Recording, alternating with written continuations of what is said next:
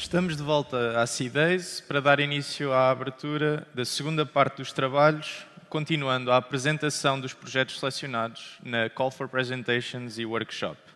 Nation State TTPs in a Live Lab, Dissecting the AP28 Bad Paw Meow Meow Campaign, é o tema do workshop que dá início a esta segunda parte dos trabalhos. Convido a subir ao palco Filipe Pires. Bem-vindo.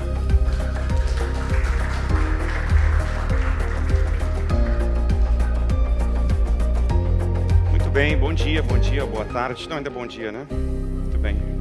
Bom, obrigado a todos pela presença. Hoje nós vamos falar um pouquinho sobre esse ataque de Estado-nação. Até perguntei se eu teria que falar em português, em inglês aqui, porque no ano passado, quando eu palestrei no C-Days, alguém entrou depois de mim falando inglês, eu pensei, será que... né? Fiquei um pouco com esse receio, mas pronto. A ideia é justamente explicar um pouquinho como funcionou esse ataque. É bem interessante porque o nome é uma APT28, não é uma APT nova, é uma APT antiga, até inclusive, e ele utiliza algumas técnicas que, para mim, talvez fossem um pouco antigas, e até faço a pergunta para vocês, quem acha que esteganografia é uma técnica nova ou uma técnica antiga? Quem acha que é nova? Quem acha que é antiga? Quem não acha nada? Ótimo, boa, começamos bem, é isso aí. Porque para mim, para quem não sabe, esteganografia é a inteligência de tu esconder algo dentro de um pixel de uma imagem. Então, basicamente, essa é a técnica de esteganografia. Então, isso é muito visto em campeonatos de hacking, conhecido como Capture the Flag, onde tu tem que capturar essa flag, e muitos desses campeonatos que ocorrem, eles escondem essa flag, né, essa senha, essas informações, dentro do pixel da imagem, utilizando essa técnica de esteganografia.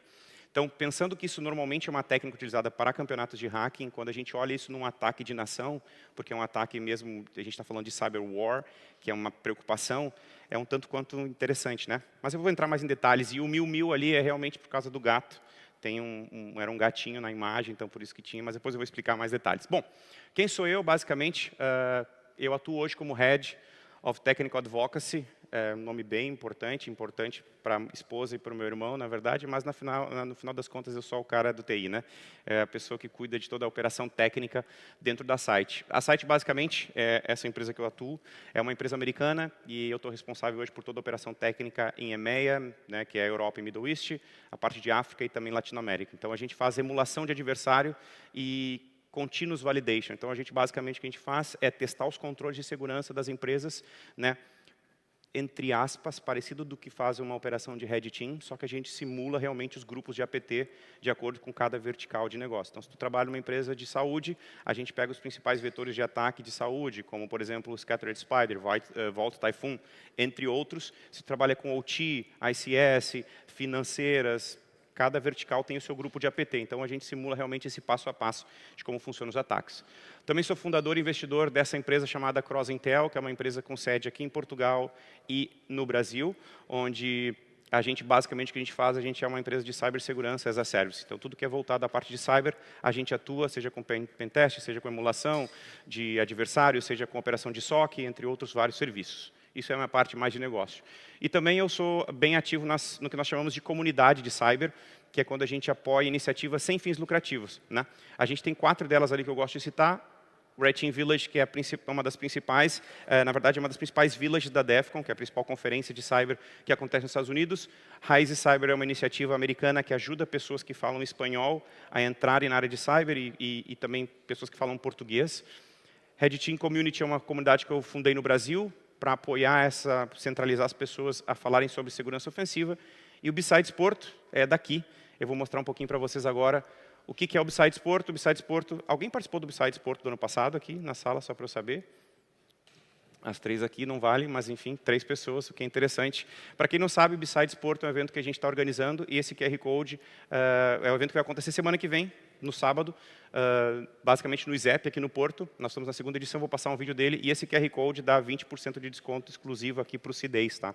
Então, o ingresso é barato, é 15 euros, mas tem 20% de desconto, já é qualquer coisa, né? Dá para pelo menos 2 cafés, já economiza. Eu vou passar um vídeo, então cuidado com o som, só para mostrar o que foi o Besides do ano passado, para vocês terem uma ideia. É um evento voltado para a parte de cyber e de hacking. e basicamente a gente está trazendo speakers internacionais, muitos deles da DEFCON, então uma oportunidade para estar em contato com esses speakers diretamente da DEFCON, que para ter a oportunidade teria que ir até Las Vegas, e eu acho que é um pouco expensive, meio caro para ir lá, então é uma forma da gente ter. Isso foi o que aconteceu ano passado, para ter uma ideia.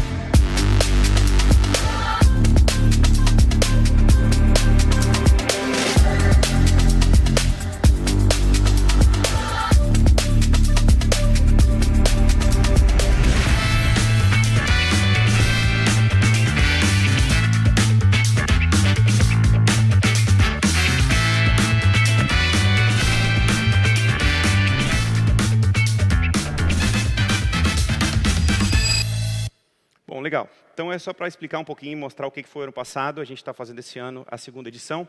E convido vocês, para quem quiser participar, vai ser uma honra. Né? Depois, se não conseguirem pegar o QR Code, depois é só procurar a gente. É um desconto exclusivo aqui para o CIDES. Bom, legal.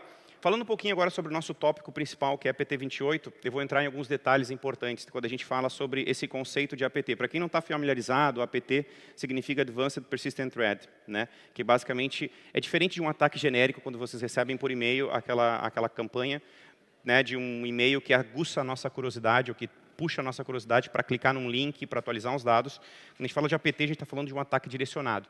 Então, quando a gente vê APT 28, ela é conhecido como Fancy Bear ou Fancy Bear. Tem outros nomes que são campanhas que ele utiliza, como aquele Palm Storm. Ele, de forma original, ele é um grupo militar de inteligência russa, né, da onde que ele veio. Também tem essa outra informação chamada Unity 26165, né, que é outra referência que normalmente empresas de Cyber Threat Intelligence utilizam para poder fazer essa conexão e fazer depois buscas desses grupos de APT. E eles normalmente utilizam a vertical de mercado para atacar governos, órgãos militares, empresas de energias e empresas de critical infrastructure, de infraestruturas críticas. Então, um ponto importante é que esse caso, especificamente da PT 28, ele focou em duas áreas específicas, que era a parte de governo da Ucrânia e a parte de energia da Ucrânia, certo? Então, esse tipo de APT, o APT 28 Bad Pound, ele basicamente utilizou essas principais técnicas dentro do que é coberto pelos TTPs. Para quem não está familiarizado com o termo TTP, significa Táticas, Techniques and Procedures, que são basicamente etapas que são cobertos pelo MITRE ATT&CK, que é um grande framework que fala de várias técnicas, procedimentos e táticas utilizados por esses grupos de ataque, certo? Então, perfeito. Esse foi um pouco da lógica por trás desse ataque, onde basicamente era enviado um arquivo em zip. Infelizmente, eu não tenho o nosso pointer aqui, mas para mostrar, mas basicamente no início lá, onde tem aquele arquivo em zip. Como eu posso andar, né? Eu vou vir para cá um pouquinho, acho que não tem problema. Vou ficar um pouco na frente aqui, mas basicamente existia um arquivo zipado, onde ele utiliza a técnica para fazer o envio de spear phishing. Para quem não é familiarizado, spear phishing ele é diferente de um phishing genérico, porque o phishing genérico eu mando para várias pessoas. O spear phishing é quando eu defino um target, um alvo, eu busco, eu estudo aquela empresa e eu faço um envio especificamente direcionado. Então, tem esse arquivo zipado dentro desse e-mail direcionado para empresas da Ucrânia, de governo e também de eletricidade. Dentro existia um arquivo HTA file, que cobria justamente essa técnica do MITRE, aqui do MITRE ATT&CK. chamava um VBS script e, por consequência disso, tinha uma foto, né, chamado de bad pound, que é justamente naquele pixel da imagem que eu comentei para vocês, existia um loader, que nós chamamos, que o loader basicamente é um binário que é carregado na máquina da vítima. Essa imagem tinha a imagenzinha do gatinho, então quando tu clicava nessa imagem tinha um outro loaderzinho, que era uma imagem do gatinho, por isso do 1000. E esse loader era responsável por fazer as execuções depois do PowerShell, fazer a parte de credencial, mesmo de roubo de credencial, persistência dentro do sistema. Para quem não sabe, persistência tem várias técnicas que tu pode usar. Então, quando tu tem um sistema operativo, né, ou um sistema operacional, deixa eu vir para esse lado para facilitar a vida da fotógrafa aqui. E, basicamente, quando tu tem o sistema operativo, tem vários binários que são executados. Esse binário, para ser executado, para quem não é familiarizado, para ele funcionar dentro do sistema operativo Windows, ele depende de algumas bibliotecas chamadas de DLL, certo? Então, se tu pegar essa imagem e executar, por exemplo, dentro do Linux, ela não vai funcionar. Alguém arrisca por que não vai funcionar? Por quê? Perfeito, porque a arquitetura de sistemas e de bibliotecas são diferentes. A gente está falando de libs dentro de Linux e estamos falando de DLLs dentro de Windows. Então, por essa diferença é que sistemas carregam e não carregam. Então, muitas vezes, quando se abre um vírus, ou um antivírus, ou um vírus, ou um binário dentro de um determinado sistema operacional ou operativo, ele funciona em determinadas máquinas e outras não, justamente por causa das dependências de bibliotecas que ele tem. No caso aqui, basicamente, o que ele tem é uma persistência, onde ele pega um PID, que é um processo utilizado por uma DLL que é executada a partir de uma execução de um binário. Então, vejam que tem 3 pontes aqui. Um executável, uma DLL que é importada, uma função que é importada dentro dessa DLL e, por consequência, sobe um serviço, um processo chamado PID. Então, talvez seja um pouco técnico, mas no entendimento geral, eu dou aula no mestrado do Spigaia, e é o que eu comento sempre com os alunos. Cibersegurança, ou cybersecurity, ela é fácil. É muito fácil. O difícil é entender sistema operativo. O difícil é entender aplicações. O difícil é entender como funciona um site. Porque eu preciso entender de todas essas bases para eu aplicar o conceito técnico de cyber. Então, no contexto desse ataque especificamente, a gente vê que tem uma execução de PowerShell, que é o que está em verde. Depois, do lado, tem uma parte de credencial.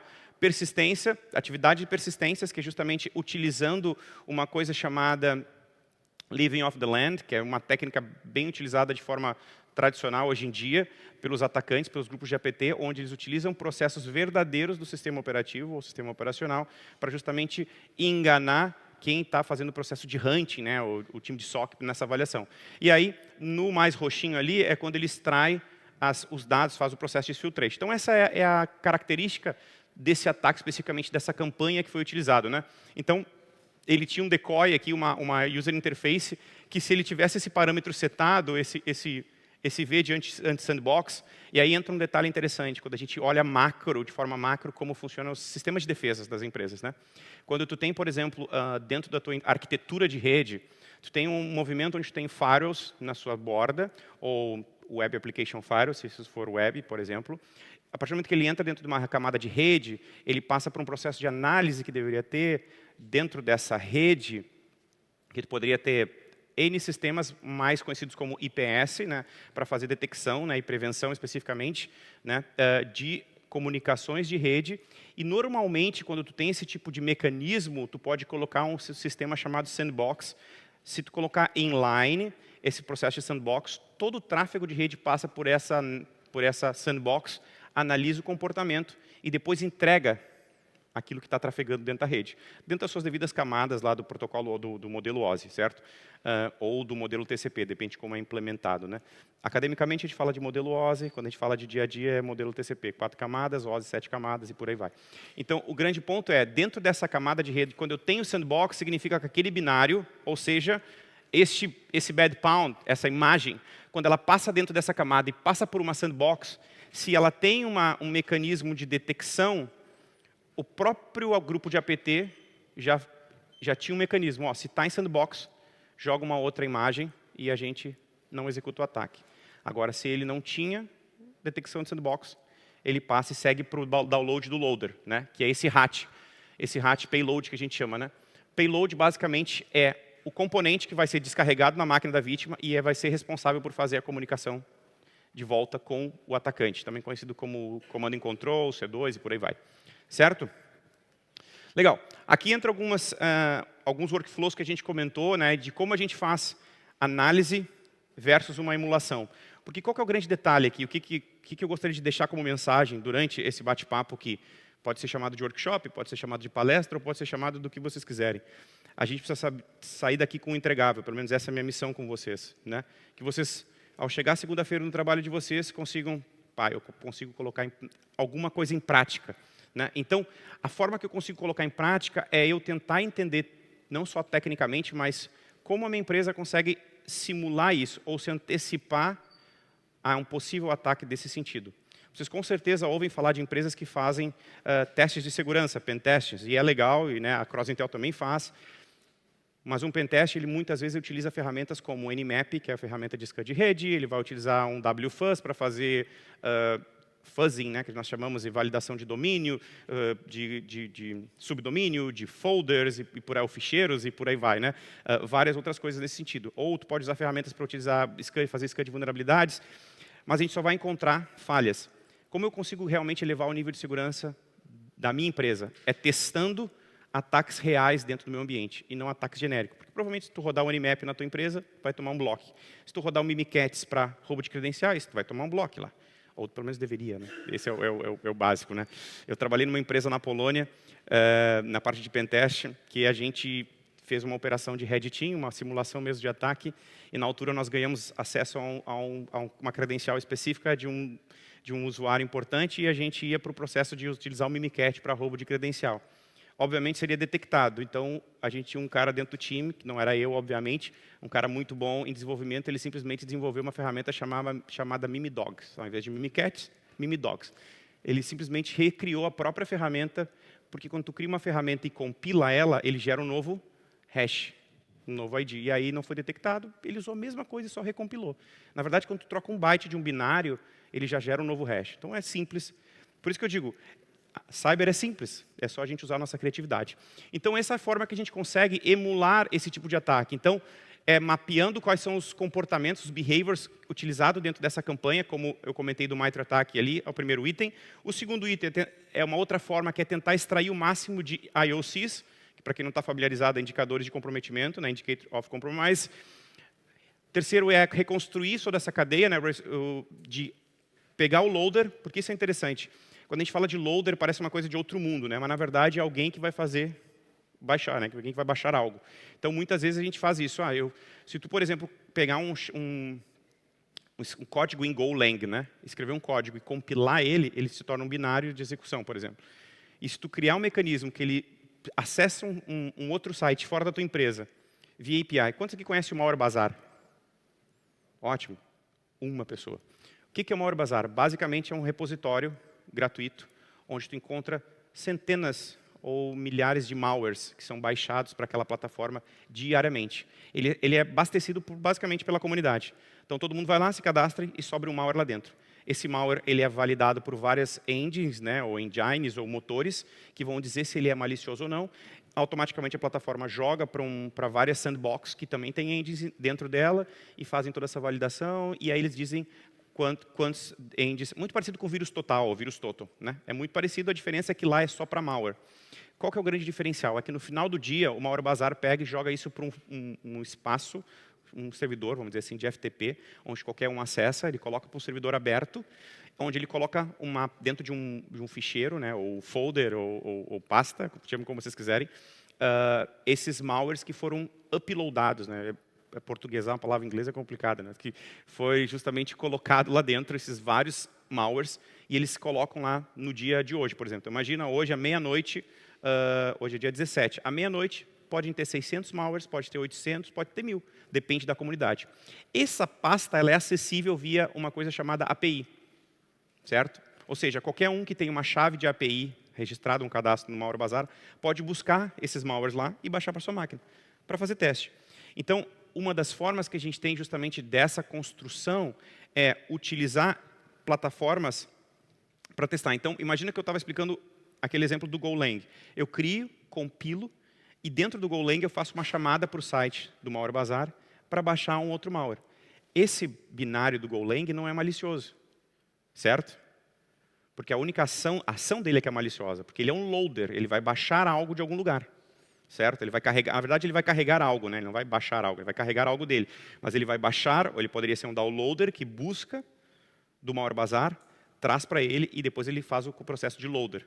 É que nem quando a gente utiliza o PowerShell lá, o Web Request, que é para usar aquela chamada do PowerShell para chamar uma página web fora, ou eu posso chamar o Web Invoke, para invocar algo dentro do PowerShell. Então, tudo isso é sistema operacional. No final das contas, eu não estou falando sobre cyber, eu estou falando sobre Windows, como isso funciona. Então, quanto mais eu souber de Windows, e aí muita gente me pergunta, putz, como é que eu faço para desenvolver minha carreira? Entenda sistema operativo, entenda redes, entenda cloud, entenda sobre Kubernetes, por exemplo, Kubernetes, e aí tu consegue desenvolver o teu conhecimento. Então, essa é uma forma de justamente fazer esse processo, né? É simular essa campanha, é o que a gente sugere. Qual que é o playbook? Né? Então, ele trabalha num processo, esse grupo de APT, ele trabalha com um acesso inicial, onde ele vai tentar, num contexto, ou ele vai tentar recrutar um insider, que é muito comum, e até, aliás, fica aqui um convite para quem estiver por aí, às 12h30, depois do almoço, pode voltar para essa sala e vou falar sobre um incidente que aconteceu no Pix, que é semelhante ao MBWay, que tem aqui, que aconteceu no Brasil ano passado, e ele utiliza um insider. Então, é uma característica de ele compra uma credencial. Hoje em dia, se vocês, eu faço uma pergunta para vocês aqui. Quem, nos últimos 10 anos, vou dar essa chance para vocês, tá? 10 anos, ouviu falar de 5 grandes incidentes que os grupos de APT utilizaram Zero Days para explorar empresas?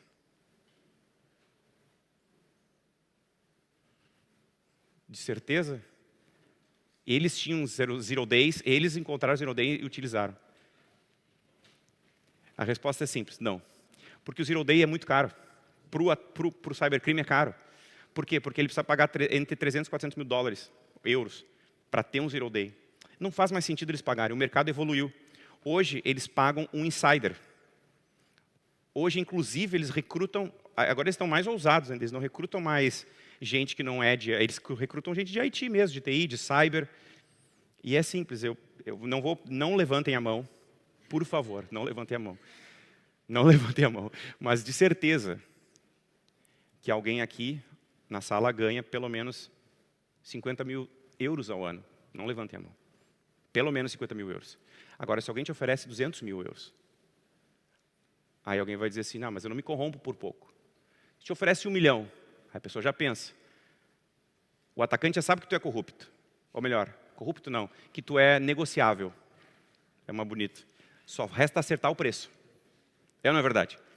Então, no final das contas, o cybercrime sabe disso. O ataque que eu vou contar mais tarde do Pix, se eu contar para vocês que o primeiro pagamento foi de 800 euros, vocês não vão acreditar. E o resto que ele recebeu, eu vou dizer só depois das 12h30, para vocês voltarem. Mas esse é o negócio.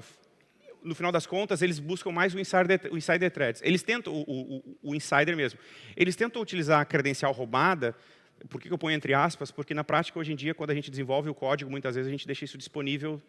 Quando a gente não tem a orientação, a gente coloca as credenciais muitas vezes dentro de um código, a gente deixa exposto, a gente utiliza a mesma senha em outras aplicações, então isso acaba facilitando a vida do atacante. Segunda forma de fazer esse playbook é trabalhar o processo de movimento lateral, porque normalmente tu vai utilizar uma credencial de um usuário ou tu vai, muitas vezes, se tu pensar numa emulação e não como um atacante, muitas vezes tu vai conseguir um acesso de não privilegiado, que tu precisa escalar esse privilégio. A persistência é um modelo que treina os teus mecanismos de defesa, por isso que é importante utilizar o sistema de persistência, utilizar binário que utilizem o PID válido ou ferramentas válidas.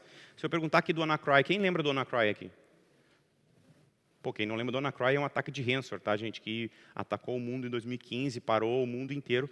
E, basicamente, ele tinha um sistema de movimento lateral, utilizando o protocolo SMB e assim por diante, pegando sharing. Então, existia uma ferramenta que ele utilizava chamada PSExec, que é uma ferramenta válida para execução de scripts remoto da Microsoft. Ou seja, é ferramenta válida. Então, a gente precisa testar os nossos mecanismos de defesa para subir essa postura. Se a gente não testa isso, ou só testa no pentest, a gente está falando de teste, no melhor dos cenários, durante 2 meses que houve essa operação, 1 mês, porque são 180 horas, são 120 horas, por aí, mais ou menos. Então, não chega a dar 2 meses, vai. Então, na verdade, durante 12 meses, eu estou coberto durante 11 meses, durante 1 mês. Ou seja, eu estou 11 meses descoberto. Faz sentido ou não? Eu gostei que tem gente que não faz sentido. Tudo bem, legal, para ti não faz sentido, tá bom, porque provavelmente teu sistema está bem estruturado ou talvez tu tenha mais serviços. Mas agora, para quem só contrata um pentest e faz só 120 horas, está coberto só numa janela. Falta essa outra janela. Por isso que a validação contínua é importante. Por isso que testar, como eu comentei, persistência, o processo de coleta, ali, collection, como eu comentei, e também o processo de exfiltração, que é o último item do playbook, é extremamente importante, porque eu testo os sistemas.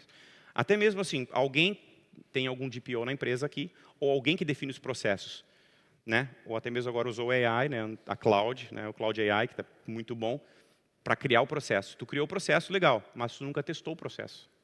E aí, como é que tu testa o processo? Só quando acontece um incidente? Né? E aí, eu gostei depois. E aí, isso que é o desafio. E, na verdade, a gente precisa se antecipar a isso. Quando a gente olha diretamente para a campanha, aqui segue justamente essa cadeia, como a gente falou. Spear Phishing, 6C, que é o C2, né? Parte de Discovery, credential, roubo de credencial. E aqui fala um pouco mais sobre como é que funciona essas etapas, né? Eu fiz a simulação, que é o que eu vou mostrar para vocês agora, como é que a gente emula ou faz esse passo a passo dessa mesma campanha. Então aqui basicamente o que a gente fez, o que eu fiz, foi criar o contexto de Spear Phishing, com a mesma ideia do arquivo em zip, criar justamente o loader, utilizando o PowerShell, e se vocês observarem aqui, ó, tem justamente os TTPs que foram simulados. Isso é uma outra forma, por exemplo, de eu testar os meus controles de segurança, que é como que eu vejo a postura do meu SOC, do meu centro de segurança de operações, porque ele tem um playbook, certo?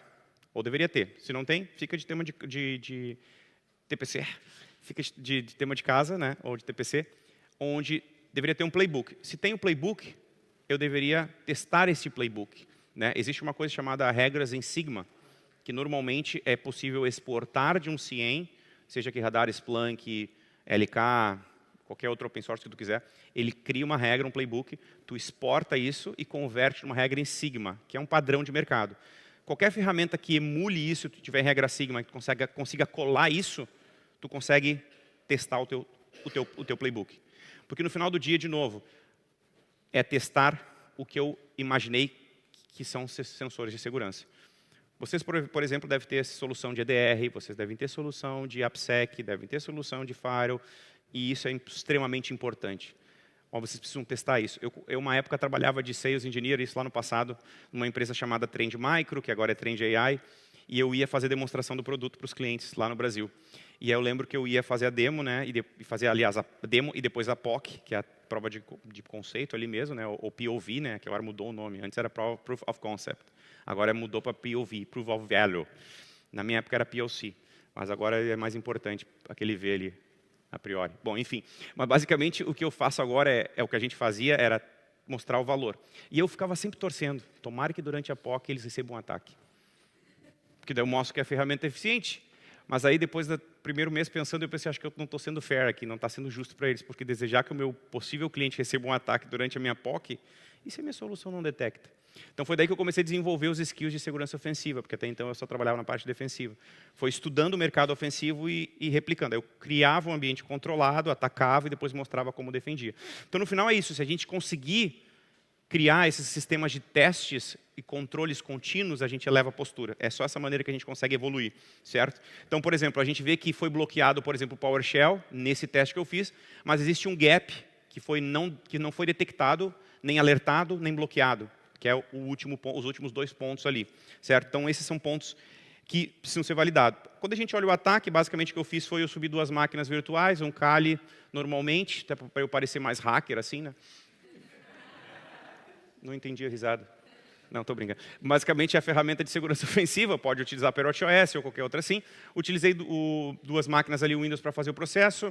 Fui para o processo básico de validação de rede, Nmap, para ver o que tinha de serviço disponível.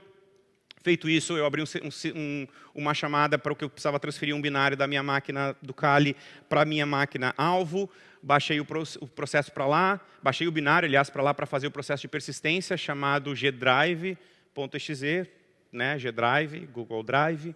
Então foi meio que intencional. E aí, de novo, eu baixei para fazer a execução. Se vocês observarem, ele está dentro de user, admin, appdata, local, temp. Porque normalmente é o que o atacante faz. Ele joga isso para uma pasta temp, porque não gera tanto alerta, né, e executa lá dentro para ter a persistência. Depois, entra a fase justamente de discovery de rede, ou seja, rodei basicamente o sysinfo ali, né, através de um comando de sysinfo do próprio shell, o PowerShell, para jogar essa informação para esse arquivo chamado sysinfo.txt, para coletar o máximo de informações. Depois entra para o processo de dumping, né, do registro SAM, que basicamente quando a gente quer fazer quebra de hashing, a gente tem que fazer o dumping desses 3 componentes, chamado SAM, Security System, né, basicamente que é o dado ali para a gente poder utilizar credencial e para fazer esse processo de execução mesmo, né, de autenticação com o usuário registrado. Então, são 3 registros, como está ali, que foram dumpados dentro do programa Data com esse PowerShell elevado ali, que é o SAM Security System, como eu comentei para vocês. Tá? Seguindo um pouco dentro dessa simulação manual que eu fiz, isso é uma simulação manual, como vocês podem ver nos screenshots. Ou seja, é um processo manual. Tá? E depois, quem quiser, tem o meu... Quem me acha nas redes sociais, lá tem o site que eu utilizo, né? É felipepires.com.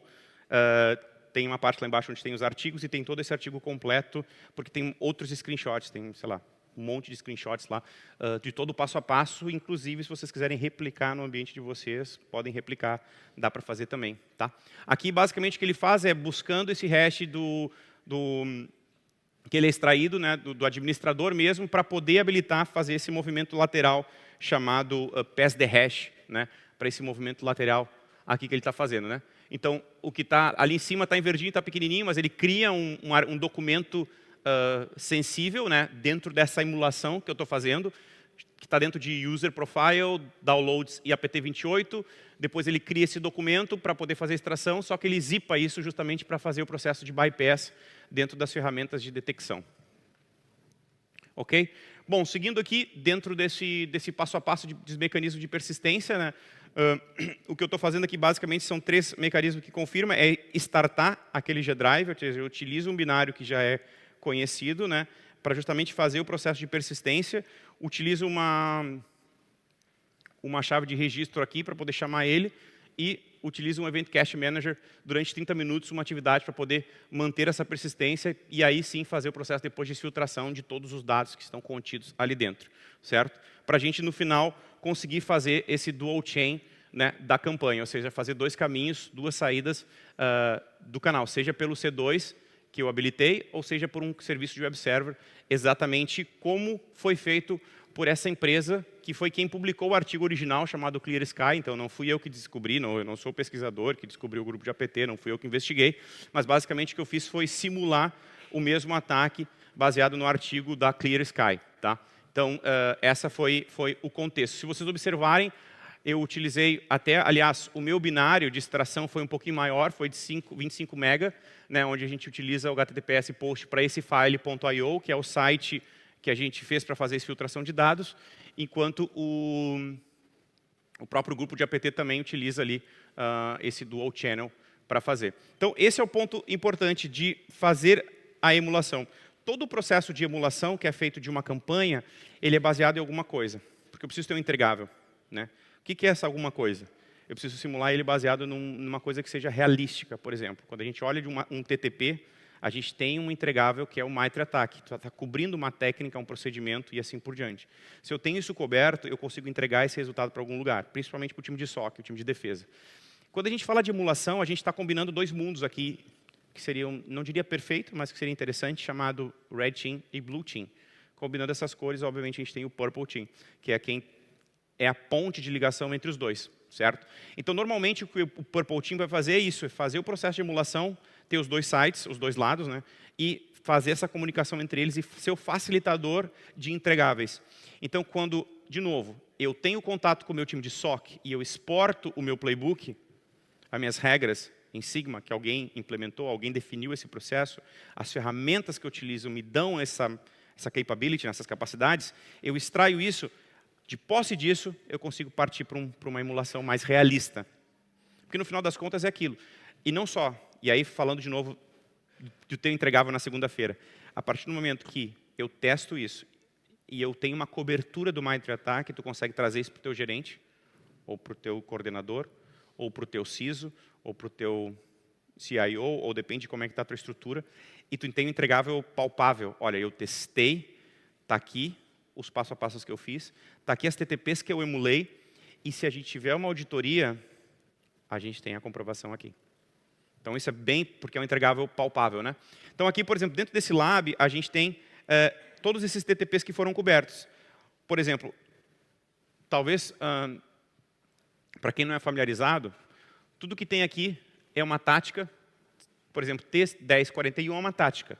Aqui a gente tem o T1071.001. Quando a gente tem o .001, é uma subtécnica daquela técnica. Então, é uma variável daquela técnica.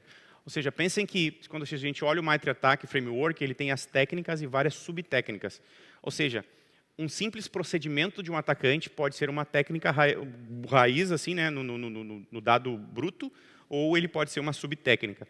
Então, quando a gente testa, seja a técnica ou a subtécnica, por exemplo, Schedule Task é uma subtécnica dentro de uma técnica específica.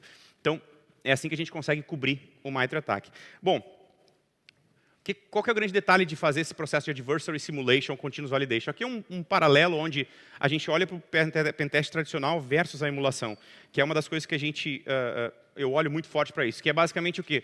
Dentro de um pentest tradicional, tu vai trabalhar com ataques que são conhecidos, na grande maioria das vezes, ferramentas que são conhecidas, enquanto a emulação de adversário, tu vai ter o processo de extração das TTPs mais realistas. E, de novo, tu é contra pentest, Felipe? Não, claro que não. Tu é contra Red Team? Não, claro que não. Eu sou, na verdade, a favor de a gente ter mais escalabilidade. Por mais que a gente tenha aqui uma posição de um Red Team, de um operador de Red Team, que normalmente é um profissional de uma linha de principal para cima, né? Ou distinguished, a gente está falando de um profissional extremamente experiente. Humanamente, esse cara não consegue emular 50 PTs. É impossível ele emular.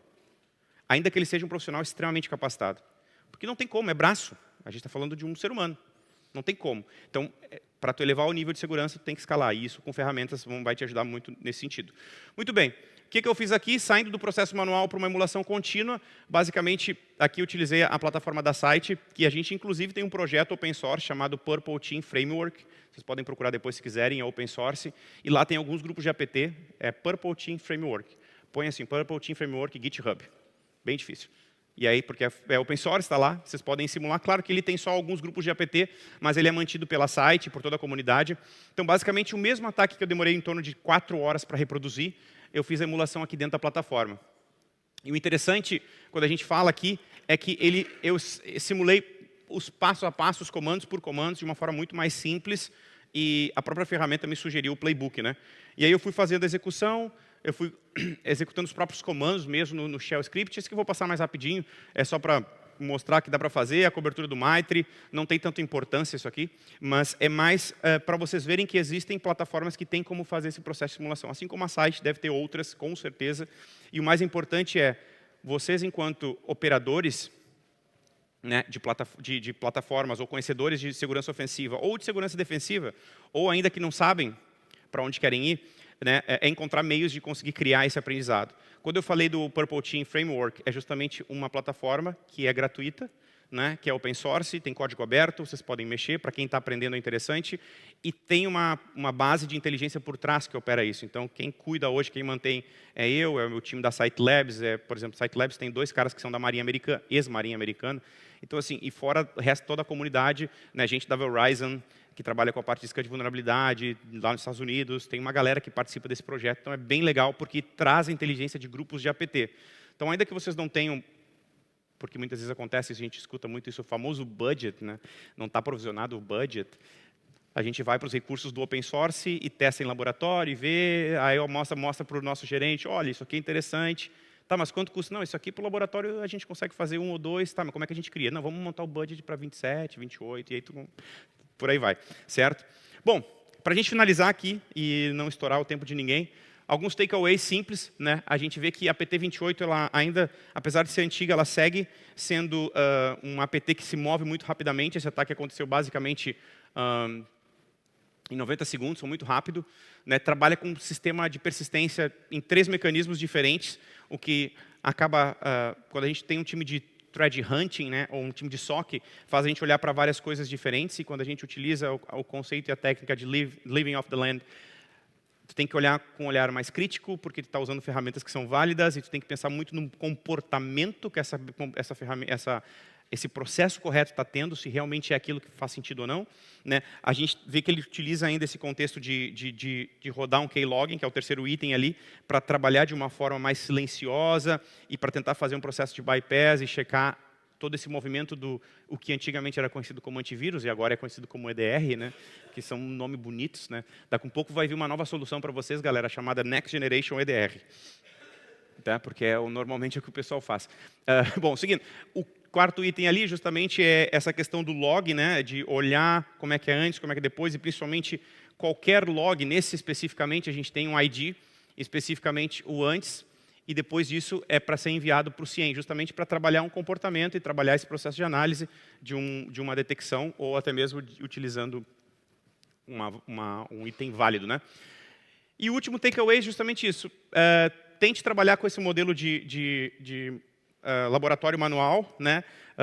E, obviamente, eu estou citando a Site ali, porque é a empresa que eu trabalho, infelizmente ou felizmente, mas basicamente existem várias ferramentas que podem te apoiar nesse sentido.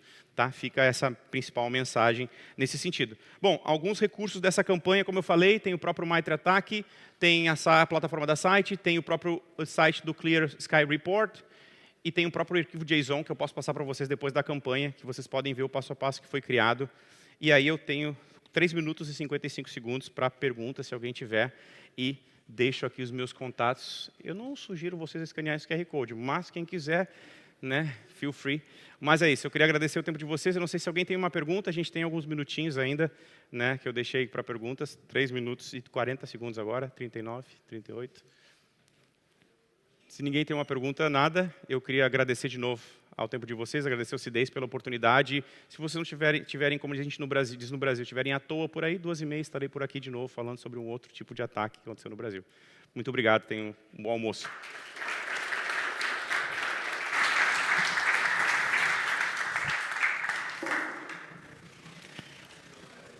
Obrigado. Muito obrigado, Filipe, pela excelente e muito divertida apresentação. Tenho a certeza que toda a gente nesta sala estará ansioso para ouvir novamente da parte da tarde. Seguimos então com o último projeto desta manhã, que tem como tema segurança biomimética e tomada de decisão probabilística em dispositivos médicos críticos, IOMT, e chamo ao palco para o apresentar António Cerdeira.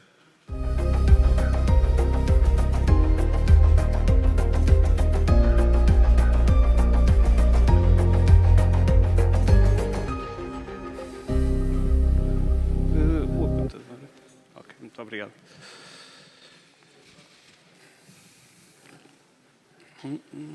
Ok.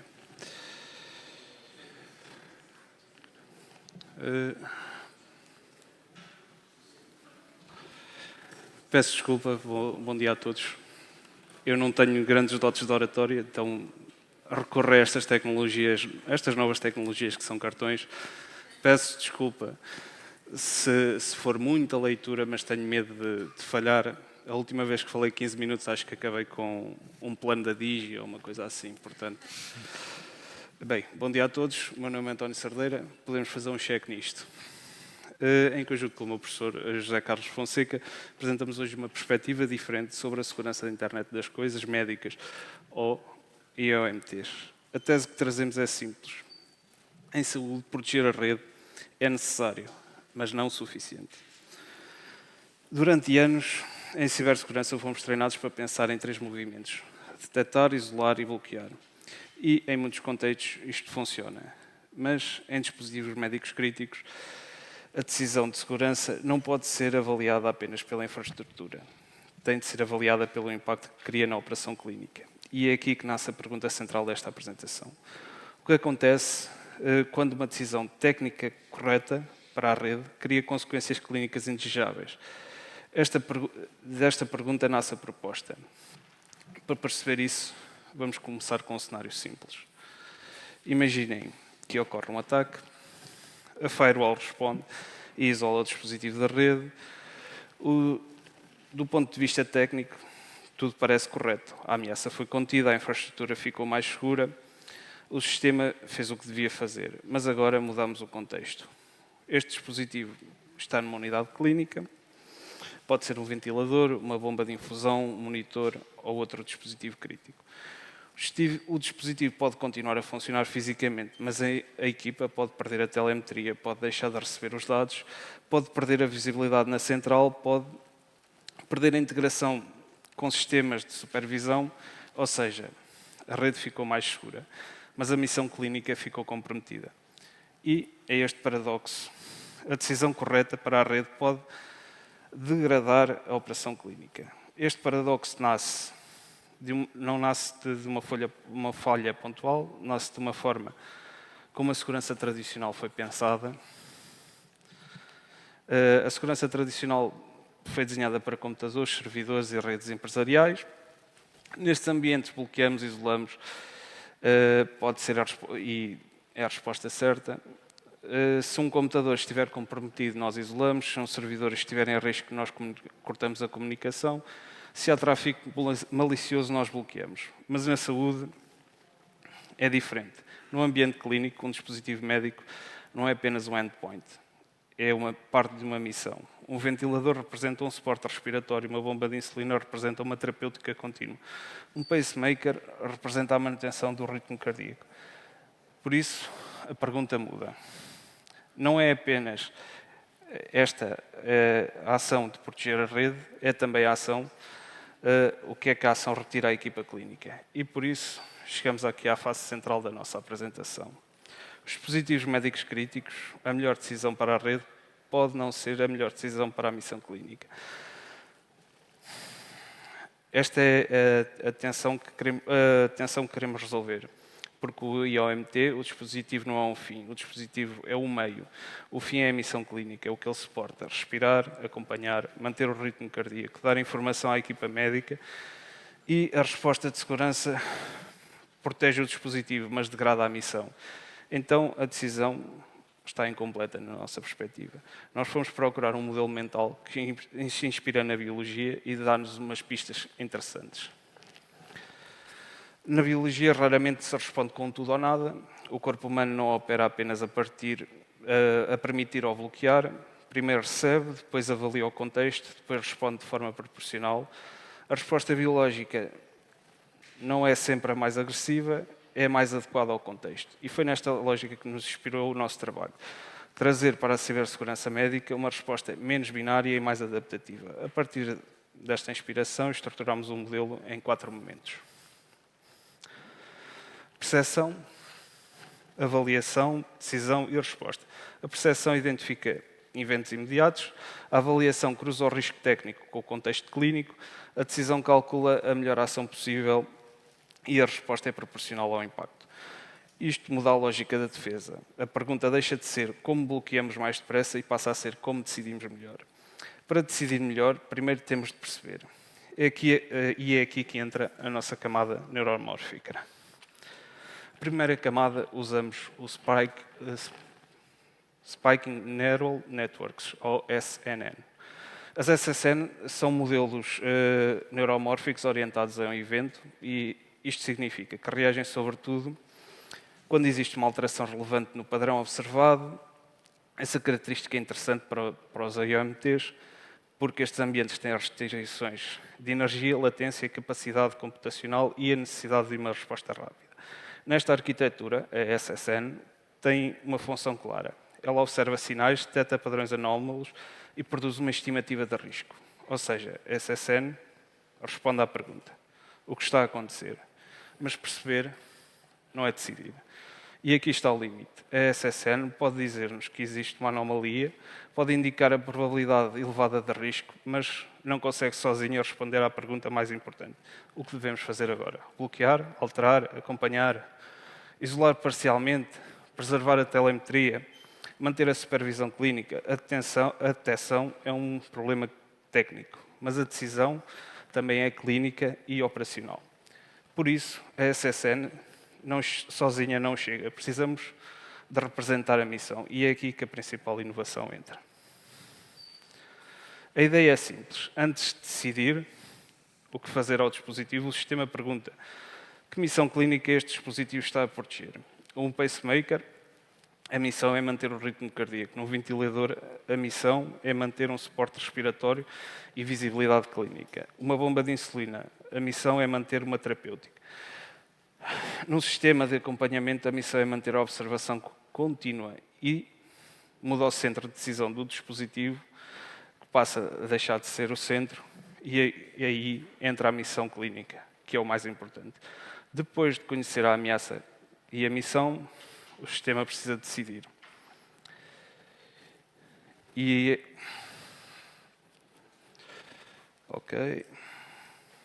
a arquitetura junta 3 elementos. O primeiro, o Threat Assessment, ou seja, qual é a ameaça, qual é a sua gravidade, qual é a confiança da detecção. Mission Impact Model, quer isto dizer, a missão clínica pode ser afetada. E o terceiro, o Decision Engine, ou seja, a ação equilibra melhor a segurança, entre a segurança e a continuidade da entrega dos dados.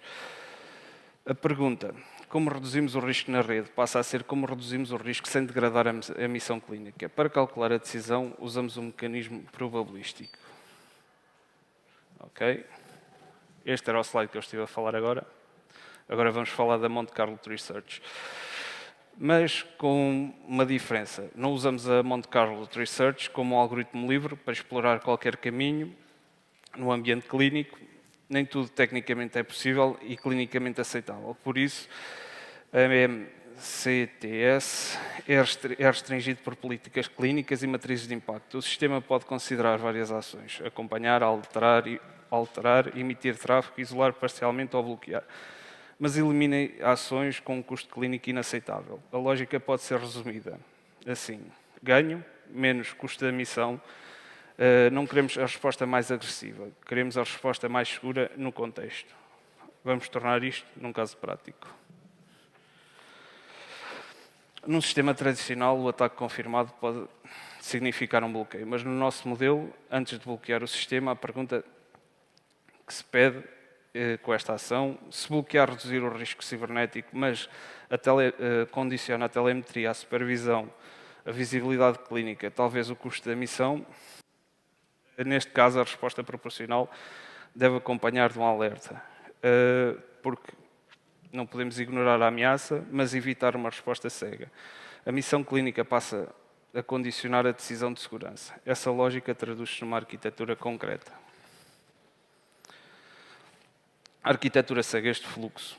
Os eventos entram pela camada neuromórfica, a SSN detecta padrões anómalos, a Threat Assessment mede a ameaça, o Mission Impact Model avalia o impacto na missão clínica e o MSTS restrito escolhe a resposta proporcional.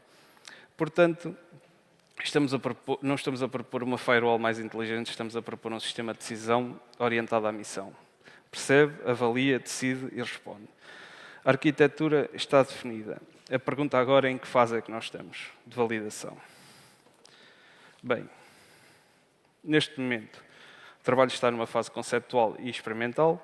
Temos várias etapas desenvolvidas: a revisão científica, a arquitetura, o Mission Impact Framework, o modelo matemático e a simulação inicial. O próximo passo é a validação. Validar o SSN em laboratório, testar o comportamento no Edge e evoluir para ambientes clínicos controlados. O importante é sermos claros. Não estamos em implementação clínica imediata. Estamos a propor uma arquitetura de decisão para investigar, validar e fazer maturação experimental. Por isso, propomos parceiros tecnológicos, científicos e hospitalares. Com isto tudo, leva de volta à nossa pergunta inicial. Se proteger a rede não for suficiente, vimos que o problema não está na ameaça, está na resposta. Uma resposta tecnicamente correta pode reduzir o risco e, ao mesmo tempo, retirar visibilidade clínica. A rede pode ficar mais segura, mas a missão clínica pode ficar mais cega. Por isso, precisamos de mudar o centro de decisão. Durante anos, perguntámos como proteger dispositivos médicos, mas talvez a pergunta certa seja como proteger missões clínicas. Porque no hospital o dispositivo não é apenas um meio. A missão é respirar, acompanhar, administrar terapêutica.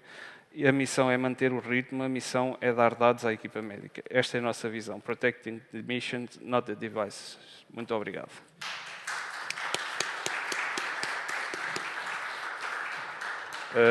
Estarei aberto para responder às vossas perguntas, se alguém tiver.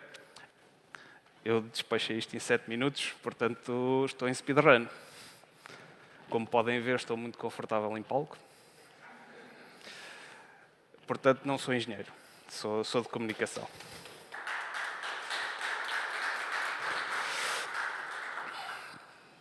Bem, ao menos vamos almoçar mais cedo. Obrigado, António, pela apresentação com um tema que é verdadeiramente pertinente. Da minha parte, indico que fazemos agora uma pausa para almoço. Convido-vos a irem à Praça da Alimentação no piso 0 Poente e estamos de regresso pelas 2h30. Obrigado.